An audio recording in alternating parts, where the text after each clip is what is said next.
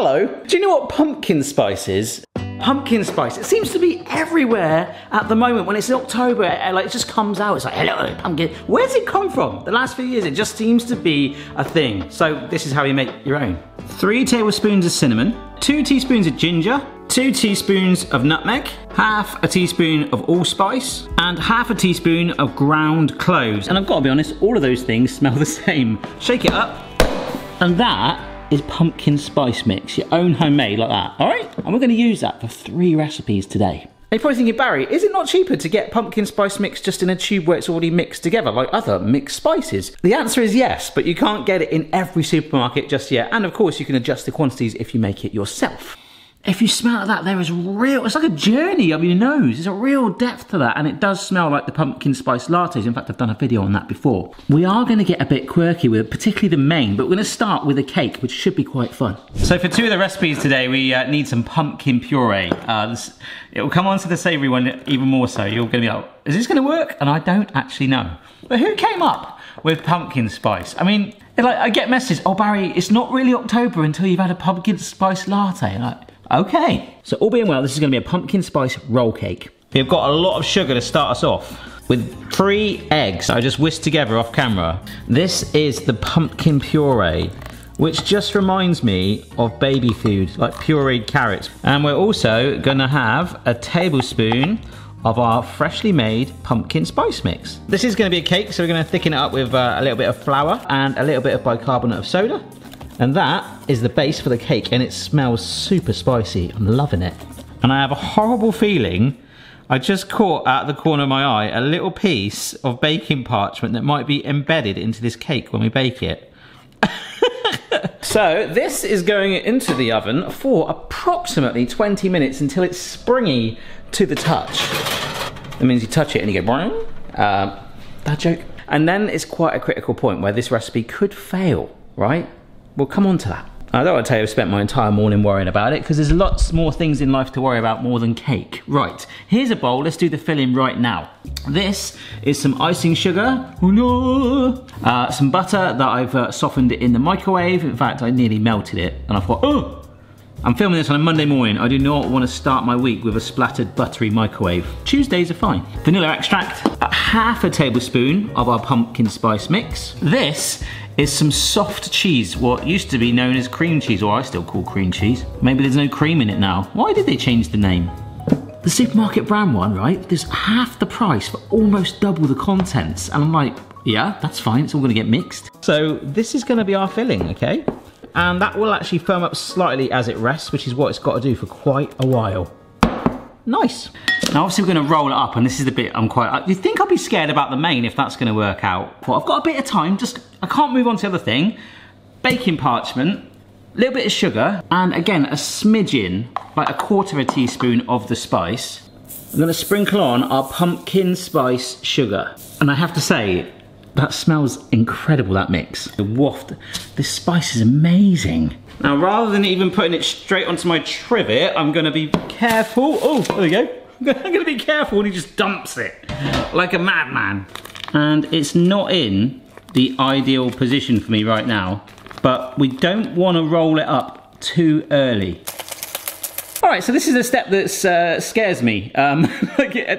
Embrace it, because it can crack. You do this with a roulade, and if it cracks on a roulade, you can hide it with icing. In fact, like that t-shirt idea I had, you can hide anything with icing. But with it being still warm, it's got that maneuverability. I didn't want to slide it on here, so I've actually saved it by trimming a bit of baking parchment there. We want to get it by the seam, and sometimes what I like to do is use a rolling pin to help get that first bit of roll, okay? I used to be so scared of doing this step. And now it's going to be set, cooling down fully, sat on the seam, okay? Make sure you sit it properly on there.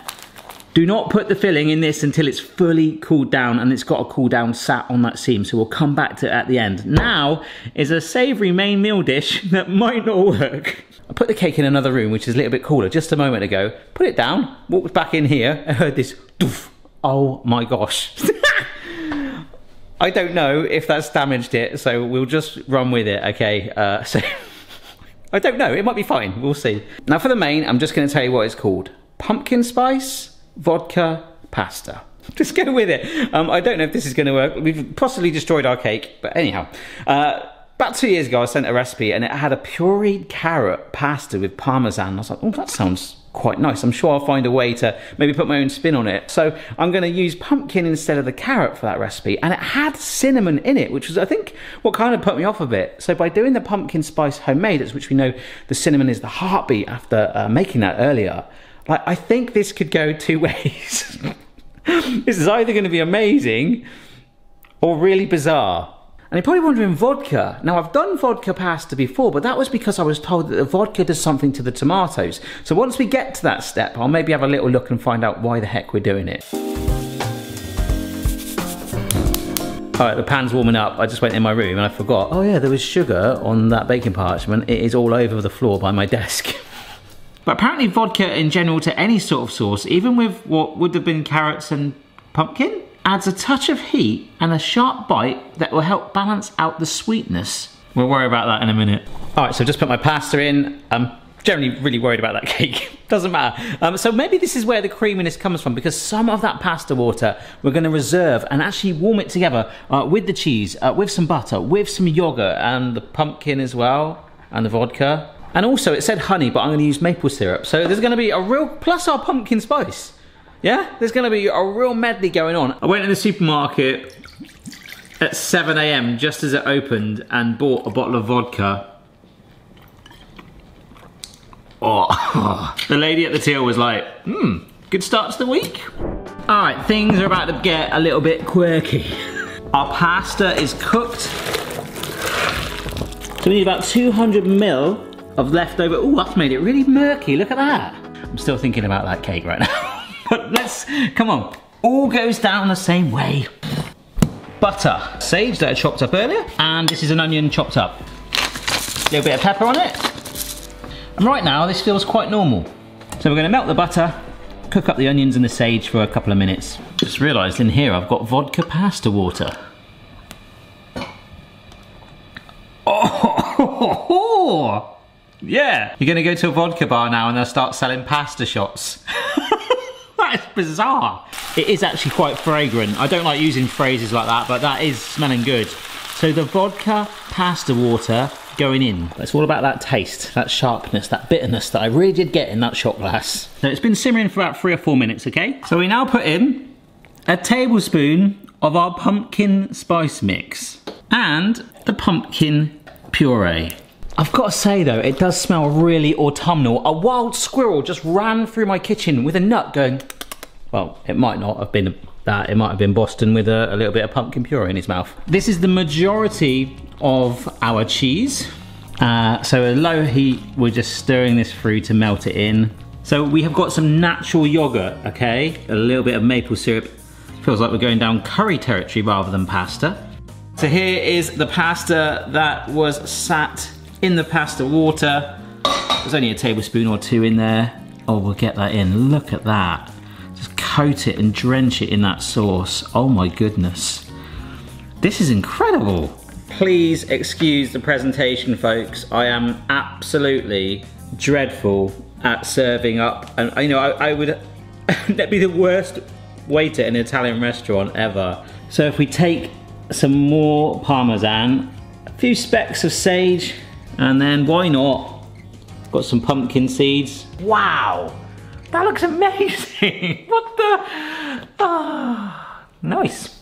Right, let's have a nibble. It's really good. It tastes like I'm walking through like an autumnal field with like red leaves on the floor, just kicking them and my wellies on, skipping. Extremely lovely flavour, just enough cheesy vibes, but with that quirky pumpkin sagey edge. The only thing I would possibly consider adding is a little bit of heat if you want that. But for a mellow, spicy, comforting, warming dish, that is quirky but a stonker. Right, let's finish with a drink that isn't a pumpkin spice latte. So we're going to do a pumpkin spice white hot chocolate with indeed our homemade pumpkin spice mix. Now you can do a pumpkin spice syrup for like hot drinks if you wanted to go down that route rather than with the powder. But with that, what you do is get water and sugar and boil it up together a little bit, then add those ingredients in, and I would probably add in a little dollop of pumpkin puree just to enhance that too. But I wanted to stick just to the sort of like mothership powder thing. Milk. Double cream. And basically warm it just before it's boiling, okay? And then use the heat to go on top of these. White chocolate chips, which are bizarrely 20% less than other chocolate chips. Alrighty, you can see this wants to rise up. Let's take that off the heat. Down you go, my friend. Oh my goodness. I could probably just drink that, to be fair. But here we go. Vanilla extract, white chocolate chips, cream, warmed, and milk onto the chocolate chips and the vanilla. Boom. Tablespoon of our pumpkin spice, and we're just going to use the heat that we put into that pan to melt those chocolate chips. And I've got to say, I can't feel, look, there's only a few there, the rest is gone already. All right, let's leave this for a couple of minutes, otherwise it will just burn my face off basically. So let's see how bad this cake is. Oh gosh, you can even see where it landed. There's a dent in it here. I've always said that about cake. It doesn't matter. It is all about the taste, and I don't think it could be any much more than that today. But this is fully cooled down, like actual perfect. Oh, oh no! Oh my gosh! It's cracked. It's got a huge dent in the side. But I will say this: where we put it on the sugar, it has given it a gorgeous glaze. I will say one thing. The other thing that's been chilling is that filling. Look at the difference in the texture of that. Oh my word, that is amazing. Yeah, I don't think it's gonna look the prettiest, but that's okay. I generally don't mind. Right, here we go. How's that looking? Oh, that looks good there. See, it's gonna wanna spill, that's all right. Just go with it. Oh! Yeah, that is a pass. I'm gonna take it. Oh. Yeah, it's sort of mingled together. It looks a bit like a cinnamon bun. Do you know what, I just can't wait. Oh my word, blimey. It's not too sweet and overpowering. The sponge is delicate and light, but I really, that cream cheese filling with the extra pumpkin spice in there is out of this world. Oh my word, dangerous. And now there's like some cakes, like freshly baked cookies as well, like things just best served, still just slightly warmed. This is nice cold, which for like an autumnal vibe, I'm not so sure, but oh, white hot chocolate could go with that. All right, so from this, that looks amazing. To this, pumpkin spice white hot chocolate. And then we can dust some of our pumpkin spice. I'm really, really happy with that. Ah! Can we just say though, what an absolute spread that we've done today. We've actually sort of done 3.5 recipes, right? Here we go. Look, it's sort of unsettled already. It's probably been another 5 minutes just while I did some photos.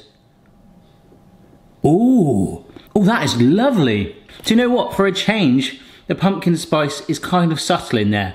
The pumpkin puree in here is the real holder. The whole spice vibe, the warmingness is in there, whereas that's more of a creamy, it's more delicate. It's not light, trust me, not with cream in there.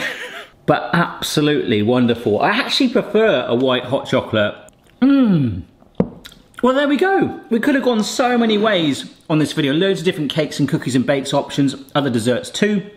Hundreds of different drink options with that powder or the syrup you do it. And the pasta, like I said, we could have done like frittatas and things like that and soups, but I wanted to do something a bit quirky and that did not disappoint. So if you give any of the recipes a try, do send me a photo and tag me on your favourite social media platform. I love to see that. Thank you so much for watching, and thank you also to the names on the screen right now that help keep the channel going by supporting me on Patreon with access to our exclusive Discord server. Check it out if you wish and have a great day. Stay stonking.